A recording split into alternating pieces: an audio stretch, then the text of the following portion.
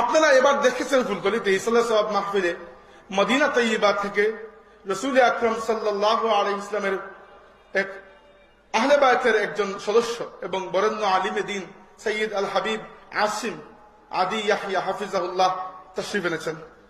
রাতে যখন খেতে বসেছেন তিনি আমাকে একটা ঘটনা বলেছেন, ওইটা বলে শেষ করে ফেলবো। বলেছেন যে মারজান দেখো, আমি যখন এখানে আসার জন্য পাসপোর্ট জমা দিয়েছি, তিনি বলেছেন যে স্বপ্নে আমার সাথে রাসূল আকরাম সাল্লাল্লাহু আলাইহি ওয়াসাল্লামের জিয়ারত লাভ হয়েছে। এবং আপনারা জানেন রাসূল সাল্লাল্লাহু আলাইহি ওয়াসাল্লাম যখন তার উম্মতের মধ্যে কাউকে দেখা দেন, সাক্ষাৎ দেন, এর থেকে বেশি সৌভাগ্য দুনিয়ার জন্য আর কিছু হতে পারে না।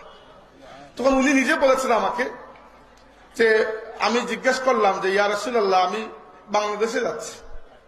রাসূল সাল্লাল্লাহু আলাইহি ওয়াসাল্লাম বললেন আমার দুইজন উম্মতের কাছে আমার সালাম পৌঁছে দেবে। একজন হচ্ছেন শাহজালাল এবং একজন হচ্ছেন আব্দুল লতিফ ফুলতলি রহমতুল্লাহ।